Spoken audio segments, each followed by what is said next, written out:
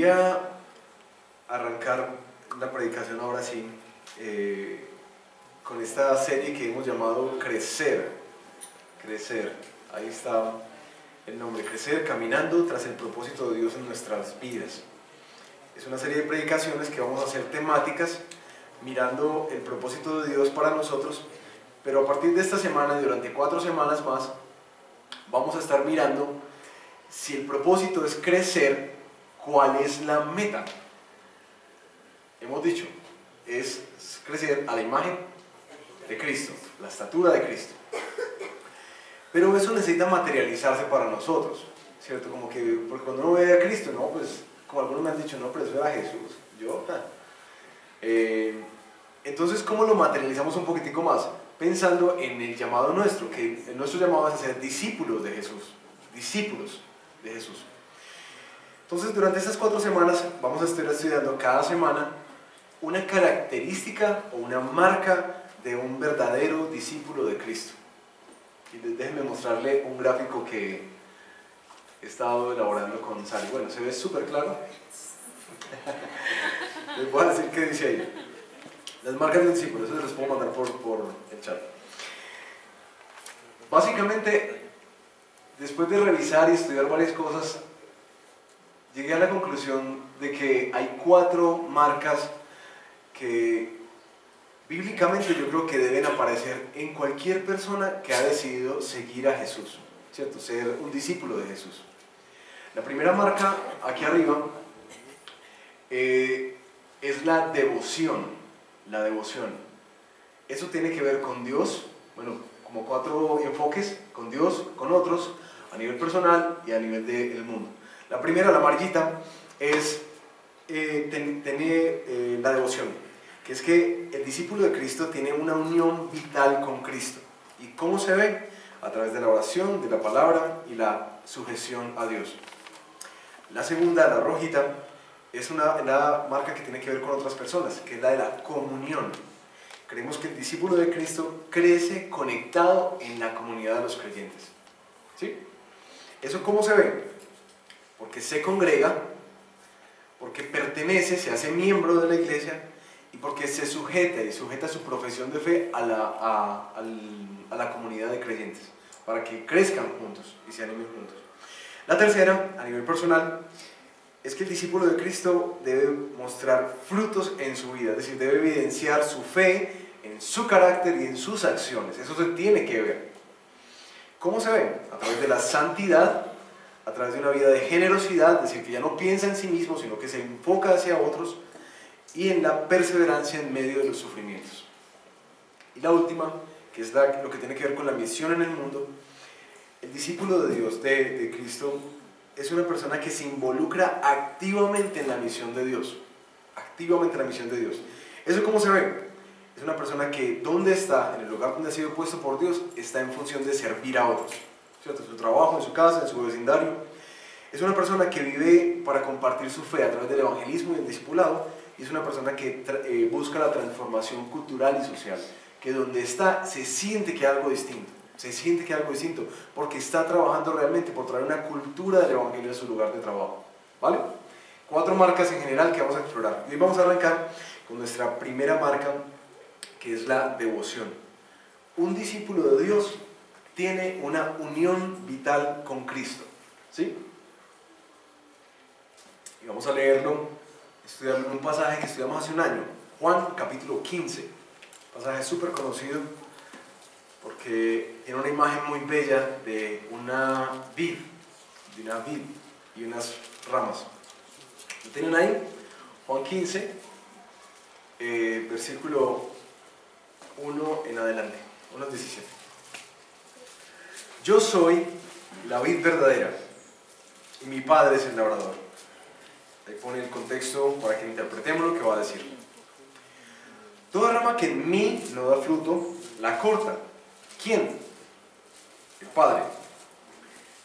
Pero toda rama que da fruto, la poda, para que dé más fruto todavía. Ustedes, le dice Jesús a sus discípulos, ya están limpios por la palabra que les he comunicado. Permanezcan en mí, y yo permaneceré en ustedes. Así como ninguna rama puede dar fruto por sí misma, sino que tiene que permanecer en la vid, así tampoco ustedes pueden dar fruto si no permanecen en mí. Yo soy la vid y ustedes son las ramas. El que permanece en mí, como yo en él, dará mucho fruto. Separados de mí, no pueden ustedes hacer nada. El que no permanece en mí es desechado y se seca, como las ramas que se recogen, se arrojan al fuego y se queman. Si permanecen en mí y mis palabras en ustedes, pidan lo que quieran y se les concederá. Oiga esa promesa. Pidan lo que quieran y se les concederá. Mi Padre es glorificado cuando ustedes dan mucho fruto y muestran así que son mis discípulos. Así como el Padre me ha amado a mí, también yo los he amado a ustedes. Permanezcan en mi amor. Si obedecen mis mandamientos, permanecerán en mi amor. Así como yo he obedecido los mandamientos de mi Padre y permanezco en su amor. Les he dicho esto para que tengan mi alegría y así su alegría sea completa. Y este es mi mandamiento, que se amen los unos a los otros, como yo los he amado. Nadie tiene amor más grande que el dar la vida por sus amigos. Ustedes son mis amigos si hacen lo que yo les mando. Ya no los llamo siervos, porque el siervo no está al tanto de lo que hace su amo. Los he llamado amigos, porque todo lo que a mi Padre le oí decir, se lo he dado a conocer a ustedes. No me escogieron ustedes a mí, sino que yo los escogí a ustedes y los comisioné para que vayan y den fruto, un fruto que perdure. Así el Padre les dará todo lo que le pidan en mi nombre. Este es mi mandamiento, que se amen los unos a los otros. Padre, por favor, danos tu espíritu para discernir tu palabra, para aplicarla a nuestra vida, para levantarnos empoderados con lo que tu palabra trae como promesas en medio de las exhortaciones que haces. Pero también, Señor, danos esperanza al recordar que tenemos Salvador poderoso en Cristo para lograr hacer y mantenernos en aquello a lo que nos llamas a permanecer en ti. Amén. Bueno, un poquitico del contexto del texto.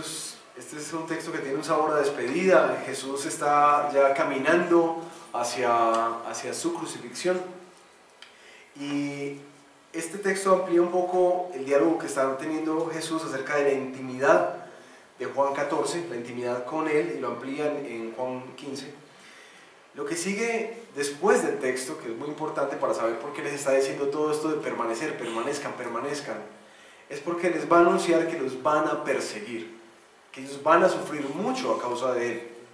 Entonces, tiene cierta relevancia la constante, mira, manténganse firmes, pegados para poder dar fruto y permanecer en el tiempo.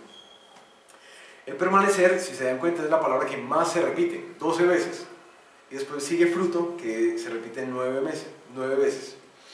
Pero para meternos en el texto ya detalladamente, quiero hacer una claridad acerca de qué es un fruto. Y es una claridad que de pronto quienes quieran ver a más detalle esta predicación, la hicimos hace un año en la serie Para que tengan vida, lo pueden encontrar en YouTube. El fruto, según el diccionario Vine, metafóricamente está hablando de las obras o los actos de la vida de un creyente. El fruto, dice literalmente, es la expresión visible del poder que obra interna e invisiblemente. ¿Sí? Siendo el carácter del fruto, ¿cierto? Ese fruto, la evidencia del carácter del poder que lo produce. En español. El fruto es la expresión visible de la obra que Cristo está llevando a cabo en ti. ¿Sí? Más fácil. El fruto es la expresión visible de la obra que Cristo está llevando a cabo en ti. ¿Cierto? El fruto refleja el poder que está obrando en tu vida internamente. No muestra la capacidad que tú tienes de cambiar, no, muestra el poder que te está cambiando. ¿Cómo lo ve uno y por qué es que uno ve que es sobrenatural? Y aquí algunos ejemplos. Un fruto de estos que produce Jesús en la vida de un creyente se ve así: una persona de esas petulantes, malucas, que se vuelve humilde. Una persona que era avara, que empieza a ser generosa. Una persona malgeniada, de mal carácter, que se vuelve una persona mansa y humilde. Y le dice, este berraco, ¿qué le pasó? Eso es preguntarse qué poder generó eso. Un orgulloso que se vuelve alguien sometido a la voluntad de Dios. Esos que, no, yo sé para dónde voy y que Dios me bendiga pues, o que se pegue porque yo voy más rápido. No, alguien que se empieza a sujetar a la voluntad de Dios. Un esposo que era maltratador, que de repente se vuelve un siervo en su casa.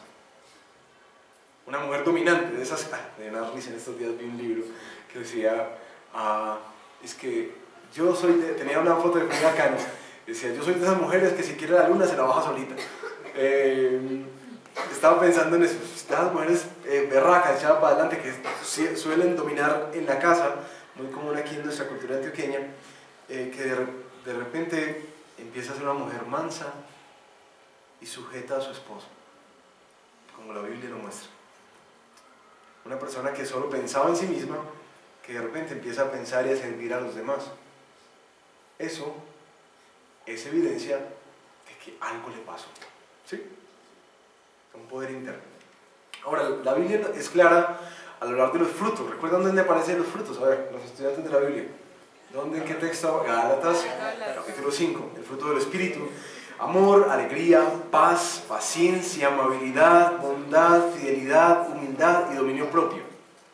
Todo lo que tiene que ver como en nuestro carácter y hacia afuera de nosotros. Pero, más que las cualidades morales, el fruto, dijo un predicador, el fruto es la vida de Jesús, siendo vivida y manifestada en mí en cada momento de mi vida.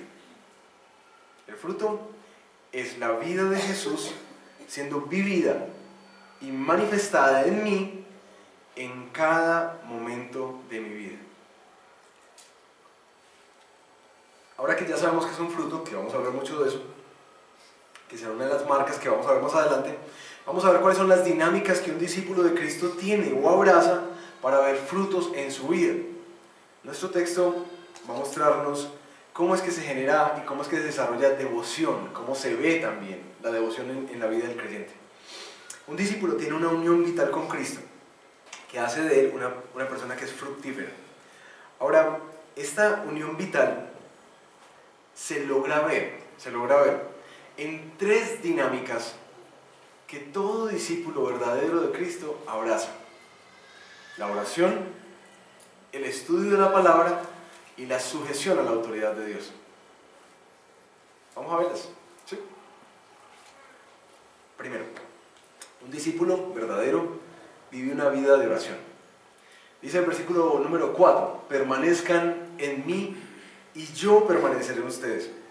El permanecer, si ustedes utilizamos esa imagen de la vid y las ramas, ¿cómo se imaginan que una rama permanece? No porque está al lado de, ni porque está pegada en cinta, sino porque está íntimamente ligada con el tronco. Permanecer tiene que ver con una unión íntima con Jesús, en relación. Es decir, no se trata de que tú sepas las cosas correctas acerca de Dios doctrinalmente, ni tampoco se trata de las emociones que puedas sentir. Tener una relación íntima con Jesús solo se logra a través de la oración. Y ahí está la primera dinámica para nuestra devoción, la oración. La oración, resumido, es comunicarse con Dios, pero más que peticiones de cosas que yo le digo a Dios, la oración es un canal de doble vía, donde yo escucho, y eso es lo más importante y lo más relevante de la oración, donde yo escucho lo que Dios quiere decirme a mí. Y creo que a veces, mis hermanos, yo quisiera ser como honesto en esto. Creo que nosotros, y yo estoy luchando por eso, hemos visto la oración como un tema de pedir, ¿cierto? De pedirle a Dios constantemente. En un momento de mi vida, hace algunos años atrás, yo tuve una oportunidad y una prueba de fuego para cualquier matrimonio. ¿Sí? Una prueba de fuego para cualquier matrimonio. Yo trabajaba con Sari, estudiaba con Sari y dormía con Sari. 24 horas al día estaba con Sari al lado mío, durante unos 3, 4 años más o menos. Eso es intenso, es decir, eso es una prueba de fuego para un matrimonio, te digo. Creo que era más prueba para Sari que para mí. Pero algo curioso de eso es que a pesar de que teníamos una comunión continua 24 horas al día, fue un momento en nuestra vida donde hubo una profunda desconexión. Es decir, que tú estés con alguien no quiere decir que estás con él, que tienes intimidad, que tienes relación con él. Bueno, necesitamos en ese momento trabajar mucho y aprender a parar y aprender a disfrutarnos mutuamente, ¿cierto? Porque nos fuimos muy buenos amigos de vida, de camino, pero nos dimos cuenta que nos habíamos distanciado mucho en nuestra relación matrimonial. Eso suele pasar con Jesús. Y puede que tú tengas todas las dinámicas correctas, que vengas, hagas lo que tienes que hacer en la iglesia, servir, congregarte, que aún ores y leas la palabra, pero que no haya como fuego, como vida. ¿Sí me entiendes? Estás caminando con alguien, pero no hay como esa unión vital. Ahora, yo pensé en algunas objeciones y algunos dichos que he escuchado en estos años de ministerio. Pastor, pero yo me encomiendo a Dios todos los días de mi vida. Yo le doy gracias cada noche y cada mañana. Yo paro un momentico ahí cuando estoy en el carro para decirle a Dios que me bendiga en lo que voy a hacer.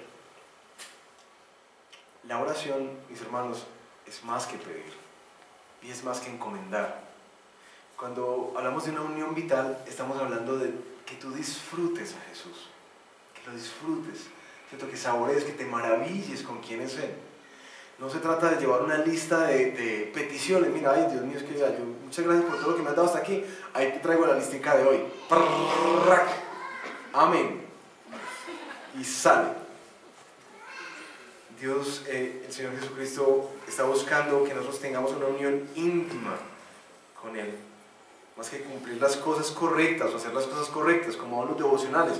Tú puedes vivir una vida devocional, ¿cierto? De estudio de la palabra cada mañana y estar totalmente seco. Y como sé que eso suele pasar algunas veces en nuestra vida, yo quería darles algunos consejos prácticos para que tú, como discípulo de Cristo, crezcas y sientes que la oración es una lucha en tu vida, por las agendas, por el cansancio, por los hijos y demás, o porque no sientes ánimo. Algunos consejos que me han servido a mí en mis constantes ires y venires. ¿Sí me entiendes? Que no, para que sepan, yo no ando como por las alturas, no, yo peleo con varios, como varios de ustedes, y los líderes se han pateado algunas de mis crisis más grandes espirituales. Pero algunos consejos prácticos que han servido en mi vida de oración. Primero, encuentra una hora donde tú estés despierto. Donde tengas 5 sentidos, ¿sí? Por lo menos 4. Pero donde tus sentidos estén despiertos. Una hora que sea propicia. Y la otra es un lugar que sea adecuado. Esto es como cuando estábamos con Sara en ese tiempo. Teníamos que armar una cita, es decir, estábamos las 24 horas del día juntos. No era como que ven y sentémonos, no, vámonos para un lugar, arreglémonos, perfumémonos, este día sí nos bañamos y salimos y hablamos, hacemos algo bonito, ¿no? Eso, no había tiempo entre tantas cosas. Hacemos algo bonito, eso. Esto es una cita con Jesús. Es un momento especial que tú apartas con Él, no es lo que haces a la carrera y sales, no. Es lo que tú apartas con Él, ¿cierto? Paras, no hay afán. Por eso a veces, aunque es sacrificial, es bueno madrugar más, aunque bueno, le cuesta y se lo cobran después a lo largo del día, pero es donde como que estás más despierto. Jesús le encantaba la madrugada, pero yo sé que algunos se han acostumbrado a ser más nocturnos, así que si esa es la hora donde a las 11 de la noche donde tú estás más despierto, pues bueno, ahí es donde tú puedes tener esa disposición. Segundo, quita los distractores de tu vida. Y por eso dijimos que uno de los desafíos de este ayuno era que lo primero que ibas a ver era la palabra del Señor.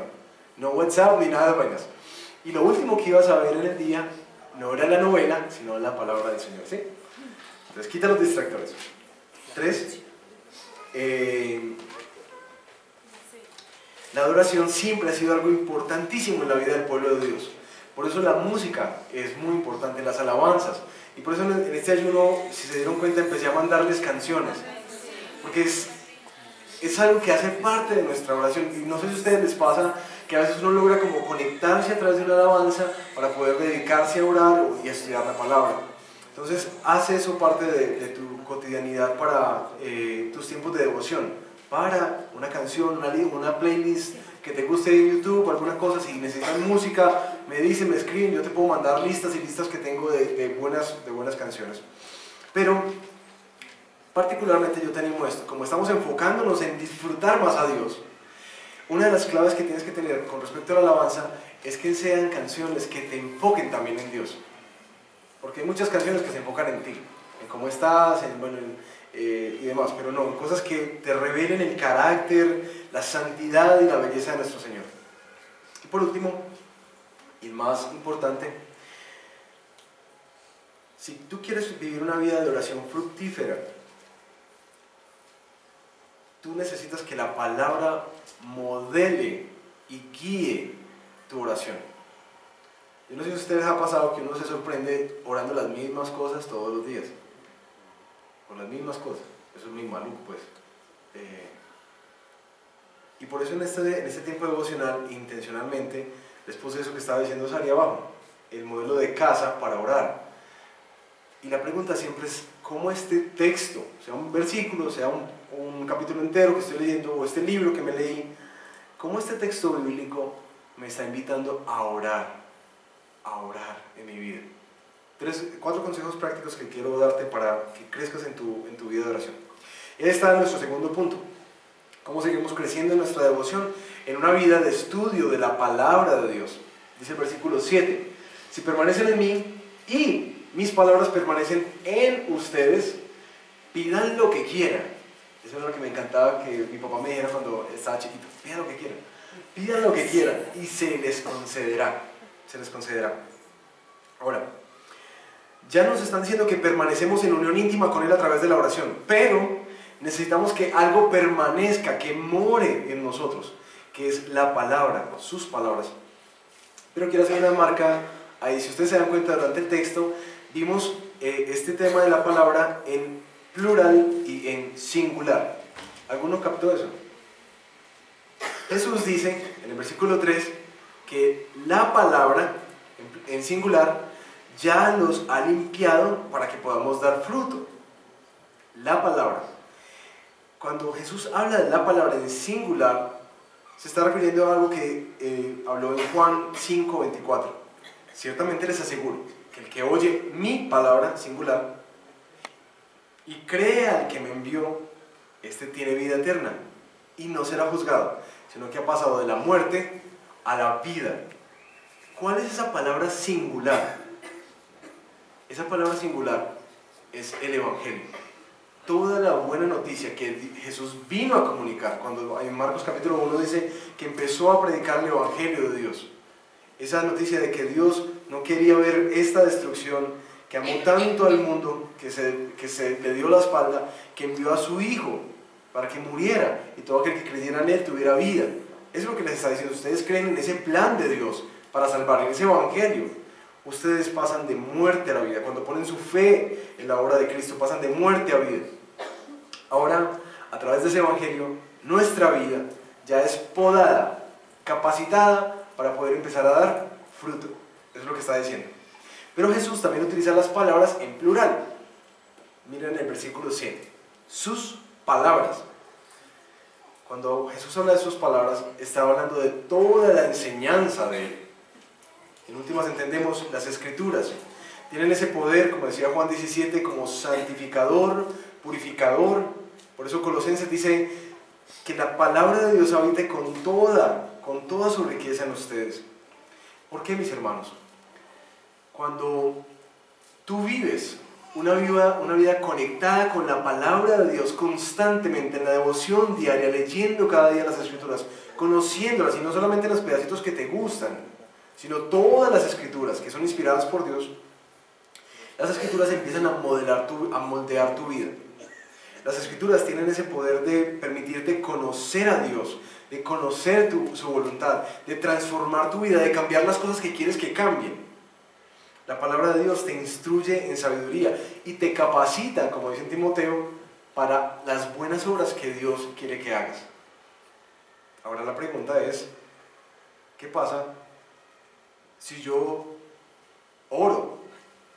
Pero como algunos me han dicho, mira pastor, yo oro todos los días, en serio. Pero a mí eso de la palabra me cuesta tanto, yo no entiendo nada. ¿Qué crees que pasa en la fe de un creyente cuando la palabra no es una cosa cotidiana en su vida? A ver, ideas. La imaginación se vuelve.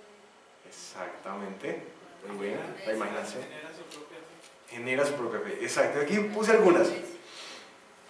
Cuando la palabra de Dios es algo que tú no lees, ni te acercas, ni estudias, sino que sí, tú crees mucho en Dios y oras, en verdad, y puedes orar hasta muy bonito, pero tú no pasas tiempo con este libro.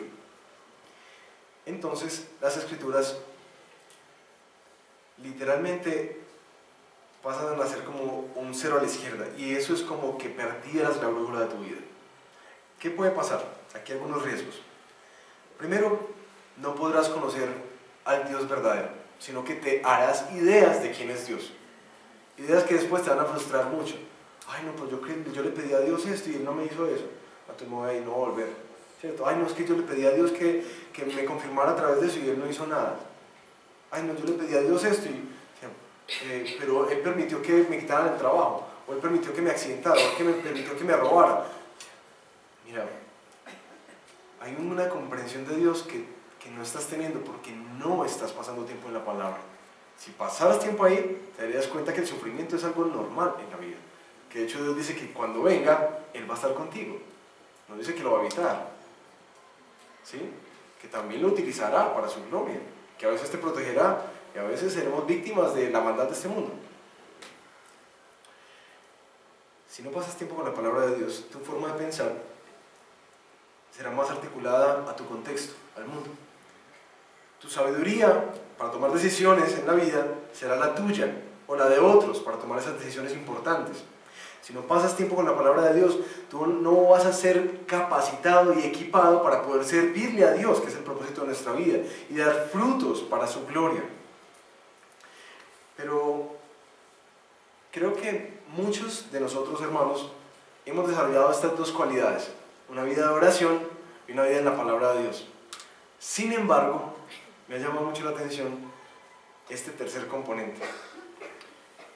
El verdadero discípulo de Cristo no solamente vive una vida de oración y de estudio de la palabra constante, sino que se sujeta a Dios. Es decir, tú puedes estar orando mucho y tú puedes conocer mucha Biblia, pero aún así puedes no estar sujeto a ella. ¿Es cierto? ¿Puede pasar? Claro que sí.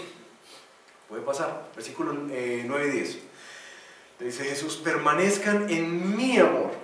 Si obedecen mis mandamientos, permanecerán en mi amor. El llamado, si se dan cuenta puntual, es a permanecer en el amor de Jesús. Pero, esto trasciende como esa idea romántica de que nos comunican a veces las canciones de que te amo Señor, como eres de lindo, como eres mi Padre, de precioso. Trasciende esa idea romántica del amor de Dios. Dice, ¿sabes qué? Si me amas, me obedeces. Juan 14:15. Si ustedes me aman, entonces obedecerán mis mandamientos. 1 Juan 2:6. El que afirma que permanece en Él, entonces debe vivir como Él vivió. Y esto es una cosa tenaz porque te dice, mira, tú quieres saber, tener una medida de cuánto amas al Señor. Mira cuánto le obedeces. Y es muy interesante que no la desliga y rompe esa emotividad como a veces malsana que generan algunos movimientos carismáticos de tan bonito como es de bello y uno llora y no sé qué, pero sale y no se ve en la obediencia. Y ahí, mis hermanos, es donde quiero hacer algunas claridades. Un discípulo de Cristo se ve porque su vida se ha sometido a la palabra de Dios. Es decir, él no puede actuar en contra de ella. Él no puede tomar decisiones sin mirar si la palabra sí le autoriza para hacer eso. Está totalmente ligado a la palabra de Dios. La sujeción es esa realidad de entender que yo ya no me pertenezco. Así de simple. Yo ya no me pertenezco. Que cada decisión de mi vida tiene que ser trazada por lo que este libro diga para mí. Y no solamente las decisiones grandes, sino las decisiones pequeñas. Y algunos ejemplos. La palabra de Dios, cuando te sujetas en ella, te dice qué celular debes comprar.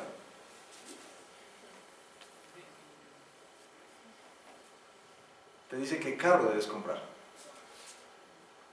Te dice dónde debes vivir. Te dice qué trabajo debes tomar. Te dice cómo organizar tu horario. Así se ve. Sí, ay pastor, pero esa carta no la he visto. ¿Esa es de Juan o es de...?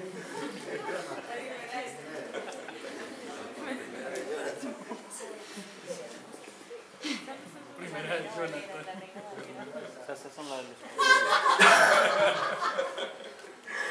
La palabra de Dios, cuando te sujetas a ella, y bueno, aunque sea humorístico, realmente sabemos que muchas decisiones puntuales no vas a saber de eso, Señor, qué trabajo coger, ¿cierto? No sé. Pero sí te da como guías, instrucciones, directrices que te dicen, mira, por ejemplo, si vas a tomar una decisión de un trabajo, tienes una posibilidad de ascenso. Señor, listo, no, Señor, bendíceme, que me vaya a ver una entrevista para que me lo den y ahora sí me pego ese viajecito. No. Si la palabra del Señor te está moldeando en eso, entonces no solamente vas a ver los beneficios que vas a obtener, sino que vas a ver cómo eso afecta a tu familia, ¿cierto? Te permitirá ser un buen esposo, un buen papá, presente para tus hijos, cómo afecta a tu iglesia, a tu comunidad. Ese trabajo sí te permitirá seguir desarrollando tu fe y creciendo junto con otros en los rebaños en la noche, o te va a apartar de eso. Ese trabajo sí te va a permitir tomar tiempo para servir, o vas a estar exhausto que ni siquiera puedes hacer nada dentro ni fuera de la iglesia. ¿Sí ven cómo dirige la palabra del Señor cosas prácticas? Si tú estás tomando una decisión de dónde vivir, dónde mudarte, bueno, Señor, ¿en qué carta encuentro eso? En la que dice una y otra vez el ministerio de los unos a los otros, que en últimas yo puedo ser más útil para Dios y para su obra y para mis hermanos si yo estoy más cerca a la comunidad con la cual me congrego. Puedo atender a un hermano en necesidad, puedo cuidar a los hijos de un hermano, los hijos del pastor, ¿cierto? Puedo estar más atento ante cualquier urgencia, yo puedo hacer algo si estoy más cerca. Si voy a mirar un carro, y Señor, es que yo quiero ese carrito hacia acá. Es que tiene esto y esto y esto y esto. Y el crédito me lo sueltan así. Bueno, si vas a la palabra del Señor, dice, sean generosos. Este carro que voy a comprar, ¿me va a permitir ser generoso o se va a chupar el presupuesto que yo tengo? Perdón. Va a tomar el presupuesto que yo tengo. El presupuesto que yo tengo para poder ayudar a otros hermanos en necesidad, a mi familia. Esta deuda que voy a adquirir va a requerir que trabaje más tiempo. Esta deuda que voy a tomar es un gusto o es un capricho. La palabra de Dios, cuando estás saturado de ella, moldea eso. ¿Ahora sí me entendieron cómo? Bueno, no, para que no vaya a buscar alguna carta rara por ahí que descubrí. Pero no solamente eso, mis hermanos, si quiero ser intencional en este último punto, porque he escuchado muchas veces y de personas que son realmente creyentes, es decir, personas que yo le he visto fruto de Dios en sus vidas, personas que viven una vida de oración y de devoción, que son generosos, que sirven, y me ha llamado mucho la atención escuchar estas declaraciones. yo sé que lo que estoy haciendo no le agrada a Dios, pero es que es muy difícil dejar de hacerlo. O peros, hay una lluvia de peros. Mis hermanos,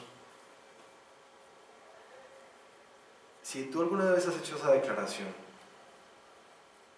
sea cuando la palabra te exhorta a ser generoso con la obra del Señor, sea cuando la palabra te exhorta a ser un esposo que muestra a Cristo en su hogar, amando y sirviendo a su esposa y a su familia. Si tú has dicho eso cuando te metes en una relación sentimental, porque es que estás muy solo, muy sola y pues no hay nadie en la iglesia, no, es que yo sé que esto no, pero ay pastor, es que esto es muy duro y la soledad es muy brava. Mi hermano, eso está mostrando, y mi hermana, eso está mostrando que tu vida no está sujeta a la palabra de Dios.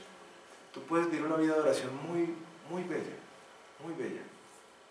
Y puedes estar haciendo tu devocional cada día, yo oro 1 hora y media cada día. Pero si eso no está pasando, déjame decirte que tu vida no está sujeta a Dios. ¿Sí? Tu vida no está sujeta a Dios. Y lo digo porque quiero en verdad que nos revisemos, porque lo he escuchado muchas veces en esta comunidad. ¿Sí?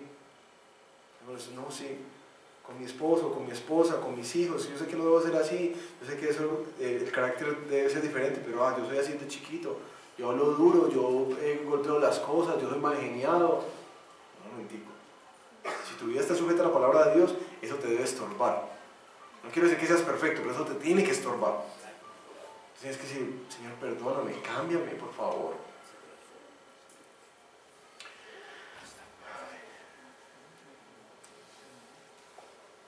En resumen, esta unión vital con Cristo, esta es la tercera, creo que fue la otra. Eso. Un discípulo de Jesús tiene una unión vital con Cristo, con Él, a través de esas 3 dinámicas: una vida de oración, de estudio de la palabra y de sujeción a ella, que se manifestará en frutos para la gloria de Dios. Ay, Señor, el tiempo que nunca alcanza. Bueno, déjenme darles rápidamente unas advertencias, resolver una pregunta que sale de este texto y hacer 2 anotaciones. ¿Listo? Vamos a hacerlo rápido en este. Advertencias. Para el creyente, este texto nos recuerda que ya estamos limpios en Cristo para dar fruto, pero sin permanencia en Jesús, a través de la oración, de la palabra, de la sujeción, no vas a ver fruto. Versículo 4 y versículo 5 afirman eso. Separados de mí, no pueden ustedes hacer nada. Así que, mis hermanos, no trates de producir frutos en tu vida, cambio en tu mentalidad, la transformación de tu carácter, si tú no estás viviendo estas 3 dinámicas en tu vida: oración, palabra y sujeción a ella. No vas a ver frutos si no estás conectado íntimamente con Jesús. Y vas a terminar muy frustrado porque dices, yo no sé, yo llevo tantos años aquí, pero esto sigue igual. Lo que dice este texto es que lo que necesitas es crecer en nutrirte de Jesús. Ahí viene la transformación. Y no sé si lo notaron durante los devocionales de esta semana, que la clave de toda transformación es conocer a Cristo. ¿Sí? Para quien está acercándose y buscando al Señor, yo quiero recordarte algo. Todos, en última, si estás acá, tenemos como una fe en común.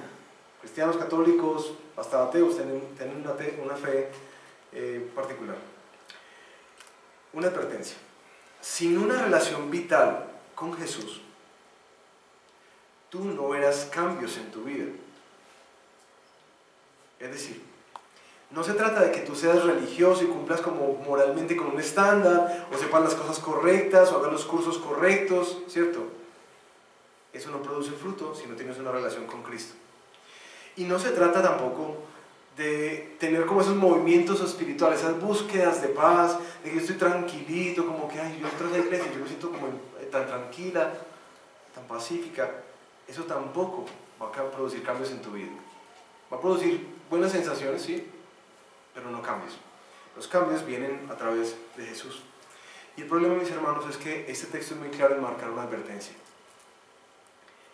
el Padre hará poda de las ramas que no dan fruto. Un comentarista dice esto. Estas ramas representan a las personas que tienen un cierto vínculo superficial y externo con Jesús, pero carecen de la verdadera unidad interna y espiritual con Él. A lo largo del Evangelio de Juan, nosotros hemos ido encontrando a personas que manifiestan cierto interés en Jesús, ¿cierto? No es que son apáticas, no, tienen cierto interés en Jesús, y cuyas creencias eran, sin embargo, inadecuadas. Jesús decía, ustedes creen, pero yo no les creo. Viven en los márgenes de la comunidad de la fe y disfrutan de todas las actividades, pero no han abrazado su verdad. Hay ramas verdaderas, hay ramas y ramas verdaderas. Hay seguidores y oidores de Jesús, multitudes, y hay discípulos. Dios quiere que seas un discípulo. Y si tú estás comenzando a buscar a Jesús y estás acercándote a Dios, sí tienes que hacerte esta pregunta: ¿dónde estás? ¿Dónde estás? ¿Estás en la periferia o estás caminando hacia el centro? ¿Te estás alimentando solamente de las actividades y las cosas chéveres y bonitas de la iglesia? ¿O estás creciendo porque sabes que tienes que conectarte con Jesús? Y más que preguntarte dónde estás, realmente es dónde quieres estar, porque la cosa no es darnos fuerte aquí, es tomar decisiones hacia adelante. Si tú quieres ser parte, insertado en esta vida, necesitas arrepentirte de tu pecado, de seguir viviendo tu vida como bien te parece, de darte cuenta de las formas enormes, los errores garrafales en los que te has metido por desobedecer a Dios, y darte cuenta que con ese estilo de vida, ¿cierto? Pecando y rezando y empatando, eso no es la fe bíblica. Y hoy puedes tomar esa decisión de decirle: mira, Señor, apenas me estoy desayunando esto y no me he dado cuenta que te he estado ofendiendo toda mi vida con ese estilo de fe. Yo quiero rendirme completamente a ti, te pido perdón por mis pecados, quiero pedirte que en Jesús me limpies. Yo acepto ese sacrificio que Él hizo por mí como pecador, y quiero que desde hoy tomes control de mi vida y me transformes. Pero ese tema de la poda levanta una pregunta. ¿Quiere decir esto que yo puedo perder mi salvación? Es decir, ¿quiere decir que si yo no doy fruto, yo puedo ser arrojado en el infierno y quemado como estas ramas si no se manifiestan frutos en mi vida? Contéstate esa pregunta solo un momentico. ¿Quiere decir que si yo no doy frutos en mi vida, me van a cortar?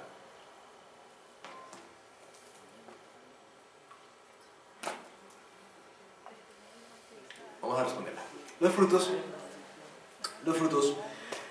son la muestra de que una persona realmente es un discípulo. ¿Sí? El fruto es una muestra. ¿Cómo lo vemos? Versículo 8. Mi Padre es glorificado cuando ustedes dan mucho fruto y muestran así que son mis discípulos. ¿Qué es lo que muestra que son discípulos? Que dan mucho fruto, ¿cierto? Ahora, por definición, la rama que no da frutos no es un discípulo. ¿Sí? Por definición. Conclusión: la rama que no da frutos, por definición, entonces no es un discípulo. Y por eso es cortada. Y esto es importante entenderlo porque acabamos de decir que muchas personas están en la periferia, que están entre nosotros, pero que no han tomado una decisión por Cristo, que no son discípulos de Cristo, que se suman a muchas cosas de la iglesia muy bonitas, pero que no son salvos. ¿Y cómo sabemos? ¿Cuál es la medida de eso? Los frutos. Al cristiano se le ve. Al verdadero discípulo de Jesús se le ve. Se le ve. Pastor, entonces estoy fregado. Y vamos a tener un toque de esperanza en esto. En el versículo 18, cuando dice que da mucho fruto, eso nos da a entender que el fruto se produce en diferentes proporciones. Y todos hemos visto árboles que producen diferentes frutos. Y una manga no sale de una vez como una manga, no, sale un botoncito. Pero sale el botoncito, sale, y lo ves. Dice, eso va a salir tremenda manga. el verdadero discípulo se ve porque da fruto. ¿Y qué es lo que dice el texto? Que el verdadero discípulo da fruto. Y el Padre lo ama tanto que va y lo va a podar. Lo va a podar para que dé más fruto. Y esas podas de la vida, díganme si no son las cosas en donde uno ve más frutos. ¿No? ¿No es el sufrimiento lo que aumenta más nuestra fe? Lo que nos ayuda a comprender más a Dios, lo que nos da más perseverancia. No es eso.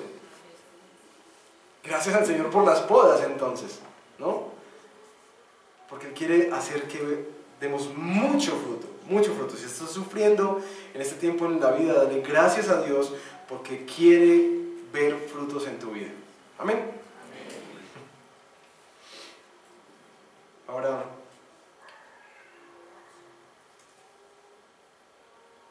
quiero darles esa esperanza. El fruto en tu unión con Cristo va a salir. Y quizás algunos están frustrados porque dicen, no, yo con esto. Y créeme que hay una invitación, una exhortación fuerte a que trabajes por esa santificación, que se vean frutos en tu vida. Pero también hay una esperanza muy hermosa de saber que el Padre mismo hará lo que tenga que hacer para que esos frutos se produzcan, para que crezcamos en verdad. ¿Sí? Si tú dices, no, pastor, yo no tengo fruto, yo no sé si no. Eso es una buena pregunta que tienes que resolver. ¿Cierto? Si tú dices, mira, yo veo pecado constante en mi vida en estas cosas y no sé, creo que es una pregunta muy importante a resolver. Porque el Espíritu de Dios, eso no te lo voy a decir yo no te puedo decir si eres cristiano, ¿no? Yo no te puedo decir tú eres un verdadero discípulo de Cristo, no. Puedo ver cosas, pero dice la palabra que es el Espíritu Santo de Dios que afirma a nuestro espíritu que somos hijos de Dios. Es ese testimonio que necesitas recibir. Y créeme, si tienes de pronto dudas sobre esto y te deja como en crisis, a mí me gustan mucho las crisis, son muy buenas. Si te deja en crisis con esto, por favor acércate a mí. Dices, pastor, yo quiero hablar porque necesito entender esto. ¿Sí? O te vas a acercar a Juliana, a Carlos Mario, a Sari. Unas anotaciones. Una nota acerca de la oración, de esas que uno tiene rayado aquí con 3 resaltadores encima de su Biblia. Pidan lo que quieran. Ay, Señor, mira, aquí lo dice, yo declaro esa palabra, la recibo en fe. Aparece 2 veces en este texto, ¿cierto? Aparece 2 veces en este texto, pero fíjense que aparece condicionada a un sí. ¿Cuál es el prerequisito para que el Padre nos dé todo lo que pidamos? Que la palabra more en nuestra vida. Y porque eso es una clave. ¿Qué pasa en tu mente, en tu corazón, si la palabra de Dios realmente ha hecho morada en tu vida? ¿Tus deseos son los mismos? ¿Tus oraciones son las mismas? Dice que si tenemos una vida que da fruto, que busca mostrar fruto al Señor, nos va a dar todo lo que pidamos. Es decir, si tus deseos y tus oraciones están alineadas con ese propósito de ver los frutos de Dios, la vida de Jesús en tu vida, Él dice, pide lo que quieras, yo te lo voy a dar. Te lo voy a dar. Porque eso es lo que yo quiero. Eso es lo que yo quiero ver en ti. Y una nota sobre el tema de amarse los unos a los otros, que vieron que es una de las implicaciones de este texto. ¿De qué formas prácticas, mis hermanos, uno puede evidenciar ese amor mutuo en la comunidad? ¿De qué formas prácticas se pueden ver con respecto a este tema de la permanencia en la oración, en la palabra y en la sujeción? El amor mutuo es más que el abracito que nos damos aquí, el besito, y demás. Eso lo hago con la gente que juega en la noche el lunes, ¿cierto? Me reciben exactamente igual que en la iglesia. Súper bello, no, chévere, bacano. Eso no es el amor que está hablando aquí. Y estaba pensando, ¿cómo se puede ver de maneras prácticas el amor cristiano, el amor por los hermanos en estas cosas aplicadas? Déjame darte una invitación. Si tú eres una persona que crees, yo sé que todos, bueno, nos evaluamos de diferentes niveles en esto, pero que crees que has logrado medianamente empezar a caminar en la oración, que has visto la importancia ya en tu vida, que ya empezaste a aprender cómo es que uno puede estudiar la palabra de Dios, si tú has empezado a percatarte de que en verdad como que mi vida se está sujetando cada vez más, hermano, la forma en que tú puedes amar a tus hermanos es caminando con ellos para enseñarles lo mismo. Eso no se trata de que uno solo llegue a la meta, que uno solo alcance la estatura de Cristo. Hace 8 días vimos hasta que todos. ¿Quieres amar a tus hermanos? ¿Tú sabes estudiar las Escrituras? Súmate a alguien que te está diciendo que no sabe. ¿Tú sientes que eres muy fuerte en la oración? Bueno, acompaña a otros que dicen que no tienen ni idea de cómo orar. ¿Tú entendiste que es que tu vida es para el Señor completamente? Acompaña a aquellos que tú ves que no lo están viviendo así. No se trata de vivirlo solo, se trata de vivirlo con los otros. Esa es una manera práctica de amar. Como dijimos en nuestros devocionales, siempre les hago esta pregunta: ¿de qué maneras prácticas este texto se puede aplicar a tu vida?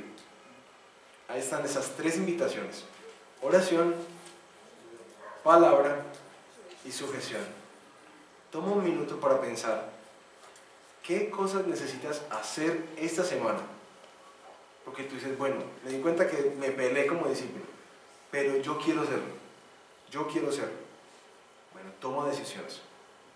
¿Qué vas a hacer esta semana para crecer en tu vida de oración, para crecer en tu vida devocional de la palabra? Si dices, uy, yo no entiendo nada, pues bueno, es bueno que te acerques y me digas, pastor, ¿quién me puede enseñar a estudiar la Biblia?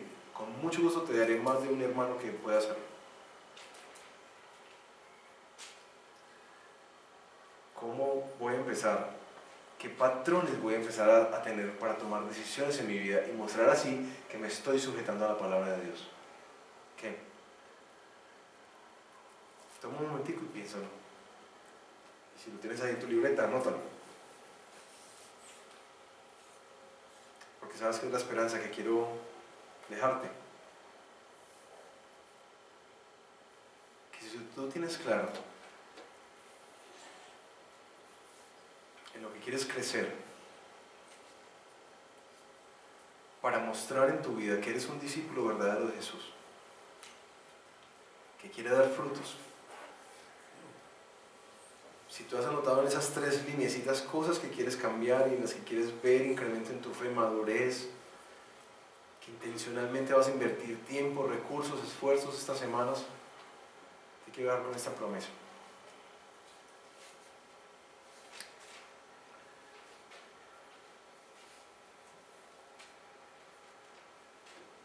Pidan lo que quieran. Pidan lo que quieran. Y el Padre se los dará. Esos deseos que tienes son los deseos que Dios quiere cumplir para ti. Entonces, para eso es algo muy lindo. El Señor te va a ayudar. El Señor te va a acompañar. Pídele. Pídele. Si te cuesta orar, pide al Señor. Si no entiendes cómo estudiar la palabra, pídele al Señor que traiga su espíritu, que revele y traiga claridad. Esto no es solamente técnicas, esto es una cosa espiritual. Y solamente los espirituales pueden entender la palabra del Señor. Entonces necesitamos de Él para que haga eso. Y si es una cosa de sujeción, quizás tenemos que aprender a orar como el salmista: Señor, inclina mi corazón hacia ti. Inclínalo, porque para mí es muy duro. Inclínalo tú. Oremos. Padre, gracias te damos por Jesús. Porque más que una condenación, este texto era un aliento para aquellos discípulos que estaban atemorizados con lo que vendría para sus vidas. Gracias, Señor, porque no nos dejaste solos. Gracias porque diste tu espíritu, pero también diste herramientas prácticas en las cuales nos llamas a perseverar y a permanecer en ti a través de la oración, en tu palabra que mora y transforme desde adentro de nuestra vida, pero también en una vida que se sujeta, que se somete, que entiende que ya no es propietaria de sí mismo, sino que vive ahora para la gloria de Dios. Padre, gracias porque eso que en nuestro corazón como que nos compunge al ver que estamos lejos, al mismo tiempo por tu Espíritu son transformados en deseos que se convierten en oraciones muy distintas a que nos solucionen la vida, oraciones más alineadas con tu voluntad. Oraciones más saturadas de tu palabra, que en últimas camina tras el propósito más grande que tú tienes con nosotros y los años que nos quedan por vivir. Oraciones que buscan que Cristo sea formado en nosotros. Y gracias por la promesa que nos das y con la que terminas. Si ustedes quieren ver eso, Pidan todo lo que quieran, el Padre se los dará. En esa promesa partimos hoy y descansamos en Cristo Jesús. Amén. Amén. Bueno, mis hermanos, que el Señor los bendiga.